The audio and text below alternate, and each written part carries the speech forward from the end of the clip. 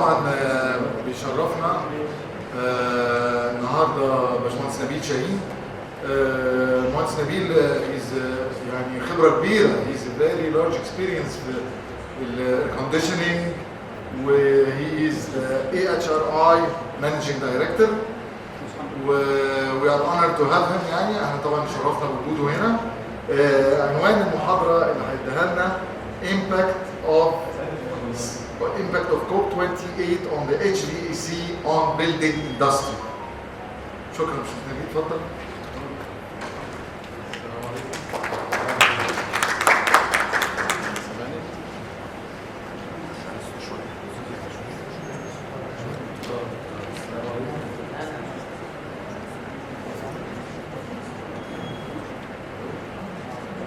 هتكلم عادي. هنتكلم برضه في تمام. نتكلم هنا؟ بس ده هيبقى اونلاين. اونلاين. طيب شكرا جزيلا على الانترودكشن النايس انترودكشن من دكتور شاهين. انا نبيل شاهين من HRI based in MENA region. Our office is in Dubai. I'll give you just a quick introduction about the HRI for those who are not familiar with the HRI. We are a manufacturing association. We develop standards for the HVAC industry. We have over 165 standards that are used internationally, globally, including Egypt. We also create certification programs, and we have over 330 members, manufacturers. So almost 90% of the product that's produced globally are produced by our members. We do different pillars. We have unitary, which is regular air conditions, commercial refrigeration, we do heating, including water heating, and also commercial or applied, which it's like chillers and VRF. So we cover a lot of things in the equipment. You know, HRI basically covers like standards for building indoors, and we cover building equipment that are used inside the building. So testing standards.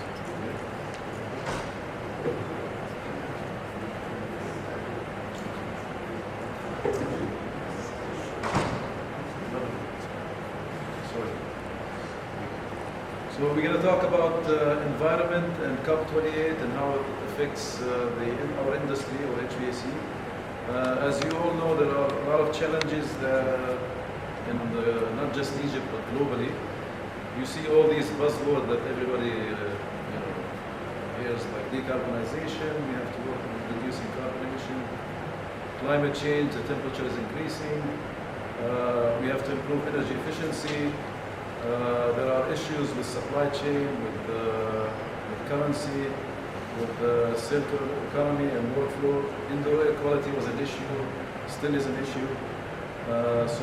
And the global demand for HVAC is increasing. So in Egypt, more and more air conditioners will be installed in the next few years. So in the Middle East, we have like 65 million air conditioners installed today. By 2050, it will be 3.5 times the number, about 320 plus. So that's increasing because the climate is warming up. We have aging population. The medical care is improving, so people are living longer. Middle class is growing. We have also the cities are becoming bigger. Urbanizations. Many reasons for people wanting to install more air conditioners, which is good news for the industry, but it's not good news for carbon emission. So as you know, in the Middle East is one of the worst countries in the world in terms of carbon emission per capita. Each person produces almost 19 tons of carbon a year. In the Middle East, in Egypt maybe it's less, slightly, but the Middle East, because the temperature is very high, and so they run the air condition almost most of the year. And so air conditioning consumes electricity, which runs on fossil fuel, so you have a lot of carbon emission. 70% of the, for example, in the Middle East, in the GCC region, 70% of the electric bill goes to HVAC on average. So So that's why we produce a lot of carbon in the Middle East. It's the highest in the world. For example, India is, I think, around 4 tons per person or less. Middle East is the worst globally. So it's very important to focus on that. You probably guys heard of COP27 was in Egypt last year or the year before last in Sharm el-Sheikh.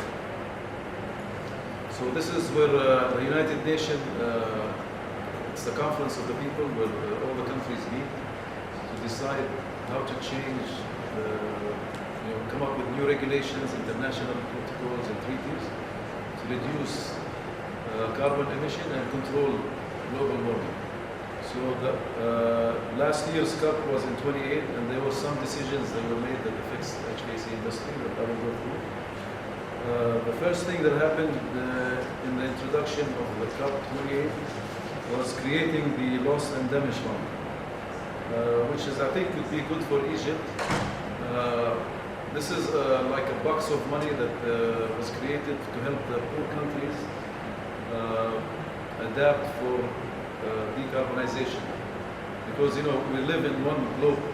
So if China emits carbon or the US, it's not going to stay above their country. It's going to come to the poor countries as well, even though they don't produce as much carbon. So this fund was created for developing countries to help them reduce carbon emission or control it.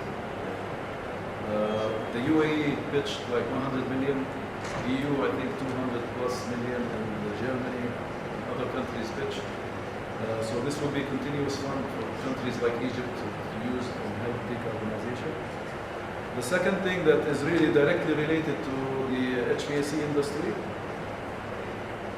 is the Global Cooling Pledge. The Global Cooling Pledge was related to anything that is involved in cooling. Air conditions, commercial refrigeration, refrigerators, anything that cools was involved in this. We know that cooling produces 10% of the carbon in the world, and it consumes 20% of the electricity in the world, average in all countries, not just the Middle East. So the global demand for cooling is expected, like I said earlier, to triple. So this is very important to focus on this now. So the goal from this treaty, which is voluntarily, by the way, is to improve energy efficiency of HVAC equipment, cooling equipment. And also help the developing country to have access to cheap cooling. They're asking companies to improve energy efficiency and also have some introductory models that can be sold in countries that cannot afford cooling. So they want to have, the poor countries, people also enjoy living in comfortable environments. So this is the main goal of the treaty. The pledge was ratified by 63 countries. Some of the countries are, some of it are Middle Eastern countries like UAE was one, Morocco, some African countries, Ethiopia, a lot of European countries, US ratified it, Japan ratified it. And also it was endorsed by a couple of major manufacturers like Daikin and Carrier. They said that they support this treaty. The treaty is basically wants to improve efficiency by 50% by 2030 compared to 2022 levels. So if you have, if you measure the efficiency of a system by EER or SER, the efficiency have to improve by 50% by 2030. Some of this technology is already available, but unfortunately in the market, a lot of people buy the entry-level efficiency and they don't buy higher efficiency products. So this will help basically reduce carbon emission by 2050 that is caused by cooling by 68%, which equals how many billion tons? It's here somewhere. Maybe the previous slide. Anyway, it's going to help improve carbon emission tremendously. So, yeah, here it is. Okay. 78 billion tons of carbon can be reduced if other countries or the entire world ratifies this treaty. The third thing was the building breakthrough. It was another agreement in COP28. This agreement basically talks about building, because as you know, as you saw in the previous presentations by Dr. Hisham and others, building contributes around 40% of the carbon emission, embedded and operational carbon. So this building breakthrough was signed by 27 countries. And normally when we have treaties in COP28, countries start signing slowly. So every year you'll see more countries signing treaties if they think it's going to help their targets of reaching net zero carbon. A lot of countries have targets of 2050 to be net zero. Developing countries 2070. I think Egypt is targeting 2050. For example, Saudi Arabia I think is targeting 2060. India maybe 2070 also. So it depends on how ambitious the countries are. They sign these treaties. This treaty basically is very simple. It says any new building after 2030 has to be net zero in terms of carbon by 2050. And by 2050, any existing building has to also be net zero carbon. So if you have an existing building, you have to do retrofit. You have to fix it. Make sure it's also net zero. This is the summary of the treaty. So to do all this, we need to understand how to measure carbon emission in buildings and equipment. I'm not sure if this was covered earlier, but for example, ASHRAE is working on new standards that will measure building emission, carbon emission in buildings. There's a new standard called ASHRAE 240, which will basically evaluate carbon emission for buildings. There's already a new one also that was released, the top one, which is 228. It's basically a standard standard evaluating zero net energy and zero net carbon building performance. So the new standard will basically be able to tell you each building how much carbon it emits. And to do that, they also need to understand how much is the equipment contributing to the carbon. So AHRI, in the blue bar here, is currently working on developing a standard and certification program that will measure an emission of each equipment. For example, if you have a split system, if you have a chiller, if you have any system, we can have a formula to calculate how much it will contribute in terms of carbon. Not just operational carbon, which means when it runs, but also embedded carbon. Where was it manufactured? What was involved in the manufacturing? In terms of energy, did you melt steel, aluminum? Transportation, it was shipped from China, how much did you spend to ship it in terms of carbon emission? And also where it's used. For example, if it's used in Egypt, is it using clean energy or energy that's using fossil fuel? In Egypt, for example, 22% of the energy that is used in the country is clean energy. It comes from solar and nuclear. But some countries, for example, like Kuwait, the energy is not 100% dirty energy coming from fossil fuels, either gas or oil. So this calculation of energy as a carbon emission of equipment will depend on where it was manufactured, where it's used, because we're calculating embedded carbon and operational carbon. But HVAC in general, if we take an example of, let's say, VRF system, will basically have 2 to 5% embedded, and the rest is operational. Unlike a building, most of the energy used in building is embedded, like the structures, walls, etc. Equipment, it's operational, is more than embedded. How much time do we have? 24. So we have 6 minutes? Because I wanted to cover just a quick topic. It was not actually on the title, but if we have time, I can quickly go through a good example of how to compare systems, which one produce more carbon, and talk about VRF basically, and how to make it. Okay, so if you look at like different HVAC systems, I'm sure a lot of you have experience in this. They have different basically energy efficiency. Maybe the most efficient is if you look at unit of measure of kW per ton is maybe water cooled.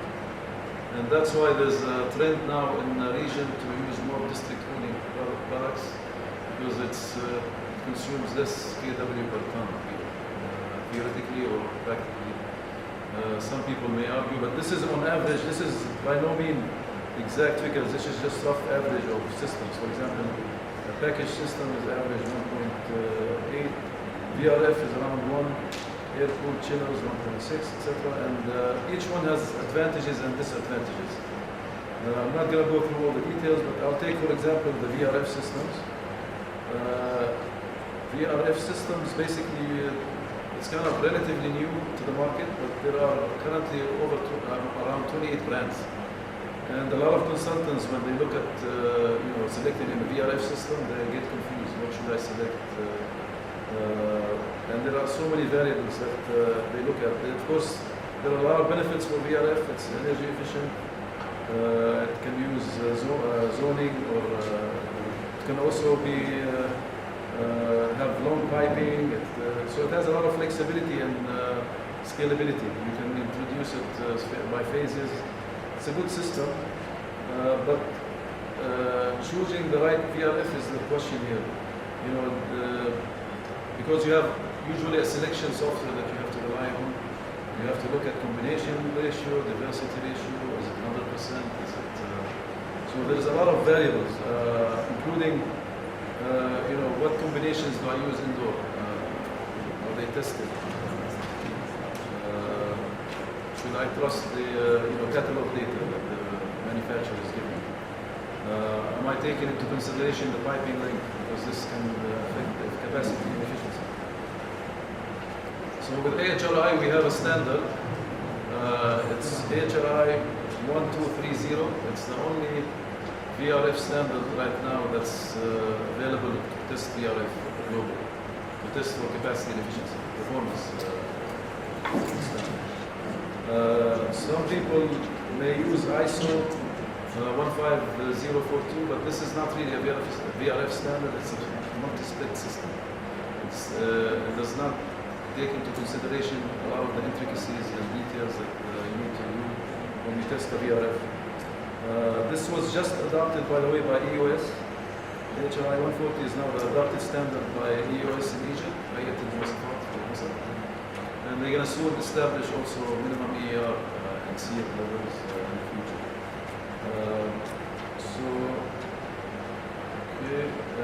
It's also the standard that's used by ASHE 90.1, which you guys are very familiar with, which is used as the basis for all the energy, green buildings. And it's also used in the region like Middle East, like Sasso, Kuwait, Emirates, other countries. And what do we certify? When we certify the VRF with the HRI, we certify basically the major things, the capacity, IER and EER. And we test the full system, and we take into consideration all the elements that consumes energy, like standby, oil recovery, many things that can affect power consumption. We have to make sure that it's taken care into the calculations of efficiency. We currently have, if you go to our directory, which is the website is here, we have about 14,500 certified brands, models of different brands. So, for example, in the US, you cannot sell a VRF unless it's certified, because a lot of the consultants there, they just don't trust manufacturers later. They have to make sure that it's verified by third party. And that's also, there's annual surveillance testing that's being done.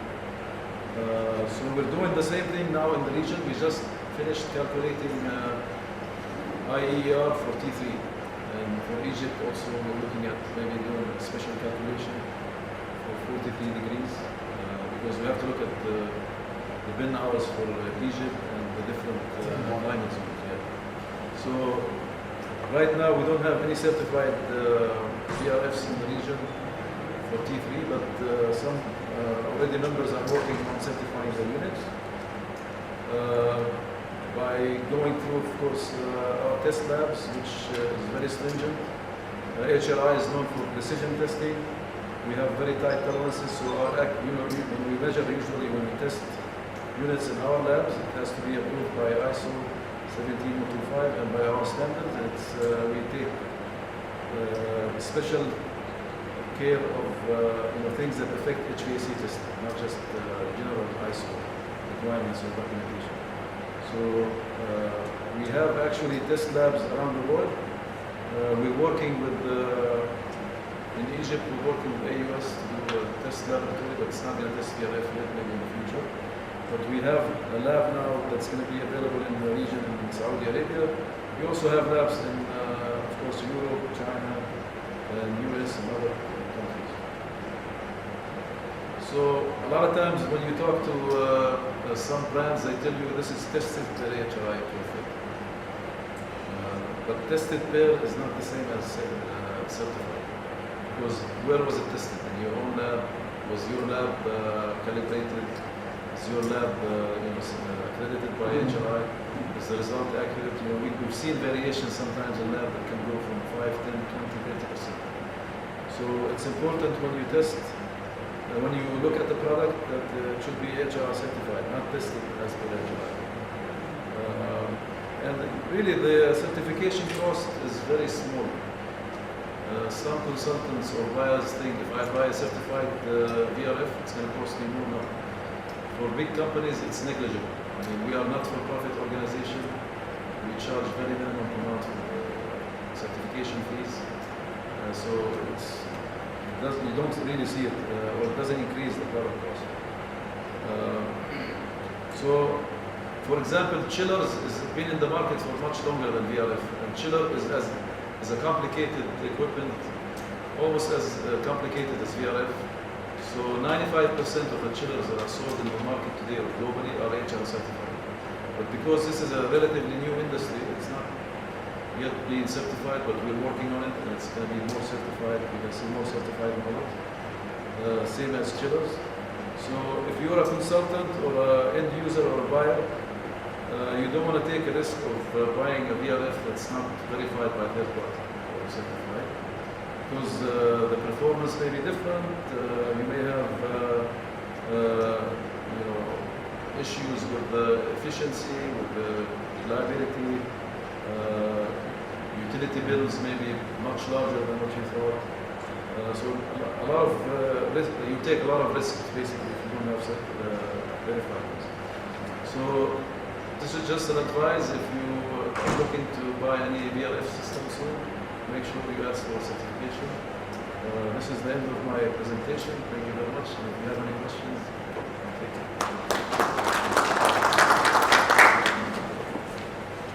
Carbon emission measurements of all buildings is going to be implemented in the US. So, is there any plan, is there any part that this reduction which we are calculating may convert into carbon credits and may use in the current system? Sure, good question. Yeah, soon each country will have carbon emission caps, and to achieve that, the countries have to also put carbon emission limits on locally on buildings. So if you are able to be below net zero carbon and get carbon credit, you can get a certificate that you can sell in the market. For example, if a country is exceeding their carbon emission limits, they have to buy carbon credit from either another country or another business. So in the future, it will be sold like cryptocurrency. It's going to be, you can sell carbon credit. If your building is negative, it means it doesn't produce carbon. It helps the carbon emission. You can take credit and sell it in the market. I mean, the US and Europe are leading this, but eventually all the countries have to follow suit. Any other questions? Thank you.